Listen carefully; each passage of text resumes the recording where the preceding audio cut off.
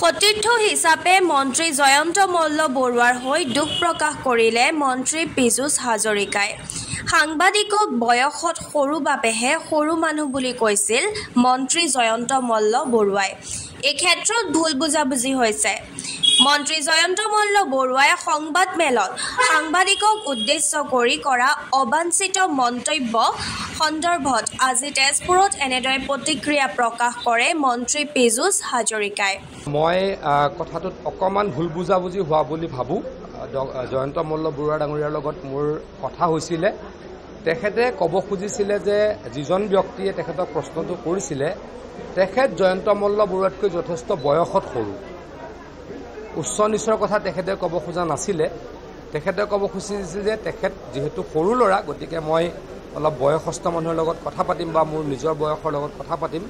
গতিকে অলপ হয়তো ভুল বুজাবুজি হ'ল। জয়ন্ত মল্ল বৰুৱা ডাঙৰীয়াৰ মই সতীৰ্থ হিচাপে তেখেতৰ লগত ব্যক্তিগত মোৰ ভাই ককাই সম্পৰ্ক।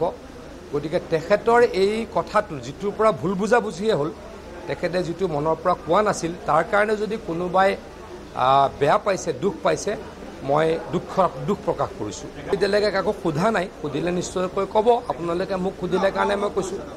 মই কথা পাতিছোঁ, মোক কৈছে যে মই এনেকৈ কোৱা নাছিলোঁ, মই সৰু ডাঙৰ কথাটো বয়সৰ কথাৰে ক'ব খুজিছিলোঁ। মই ইমান নাজানো, মই ইমান ডিটেইলছত মই নাজানো।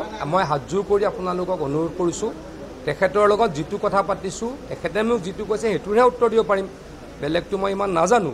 মুঠৰ ওপৰত মই তেখেতক যেতিয়া সুধিছিলোঁ এইটো কি হ'ল জয়ন্তদা, তেতিয়া ক'লে যে পীযুষ মই এনেকৈ ক'ব খোজা নাছিলোঁ, মই উচ্চ নিচ বা ক্লাছিফিকেশ্যন এনেকুৱা কৰিব খোজা নাছিলোঁ।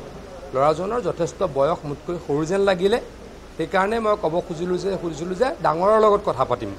গতিকে তাৰ পাছতো জয়ন্ত মল্ল বৰুৱা ডাঙৰীয়াৰ এই কথাটোৱে যদি কাৰোবাক দুখ দিছে, মই তেখেতৰ সতীৰ্থ হিচাপে দুখ প্ৰকাশ কৰিছোঁ।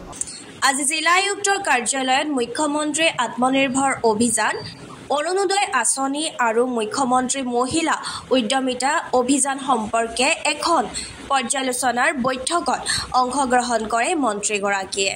অৰুণোদয় তৃতীয়ৰ কাৰণে আমি যোৱা কেইদিনমানৰ আগতো আহিছিলোঁ, আজিও আহিলোঁ, পৰ্যালোচনা কৰিলোঁ।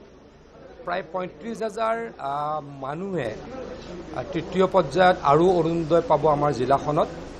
আমি এজনো মানুহ যাতে বাদ পৰি নাযায়, কাগজ পত্ৰৰ খেলিমেলি থাকে, গতিকে কাগজ পত্ৰৰ খেলিমেলি যাতে নহয়, এজনো মানুহ যাতে বাদ পৰি নাযায়, তাৰ কাৰণে আজি আমি সভা অনুষ্ঠিত কৰিলোঁ।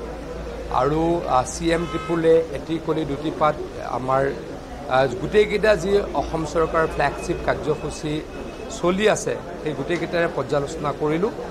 আৰু এটি কলি দুটি পাতত আমাৰ জিলাখনৰ পৰা প্ৰায় 50,000 আমাৰ বাগানৰ বনুৱাই 5,000কৈ টকা লাভ কৰিব। তাতো যাতে আধাৰ কাৰ্ড নথকাৰ কাৰণে বা বেংকৰ KYC আপডেট নথকাৰ কাৰণে আমাৰ যিসকলে পাব লাগে তেওঁলোকে যাতে বাদ পৰি নাযায়, তাৰ বিষয়ে আজি আমি মিটিঙত আলোচনা কৰিলোঁ। মুঠৰ ওপৰত আকৌ কৈছোঁ, জিলাখনৰ যি আমাৰ এইকেইদিন চলি থকা ফ্লেগশ্বিপ প্ৰগ্ৰেম, মহিলা উদ্যমিতা আঁচনিয়েই হওক, গোটেইকেইটা আঁচনিৰ ওপৰত আমি পৰ্যালোচনা কৰিলোঁ। অহা সপ্তাহত আকৌ আহিম। 5 তাৰিখে আমাৰ অৰুণোদয় ডিজিটাইজেশ্যনৰ প্ৰক্ৰিয়া শেষ হ'ব। মই আশা ৰাখিছোঁ আমাৰ শোণিতপুৰ জিলাৰ পৰা খালী হৈ ঘূৰি নাযায়, মানে কোটা খালী হৈ ঘূৰি নাযায়, পেপাৰ্ছৰ কাৰণে কেতিয়াবা ঘূৰি যাব লগা হয়, সেইখিনি যাতে নহয়। কাৰণ নিডি মানুহ বহুতো থাকে, সকলোৱে যাতে পায়। কাৰোবাৰ যদি পেপাৰ্ছ নাই, পেপাৰ্ছ বনাই দিম, তেনেকুৱা দৃষ্টিভংগীৰে আজি কাম কৰিবলৈ মই সকলোকে অনুৰোধ জনালোঁ।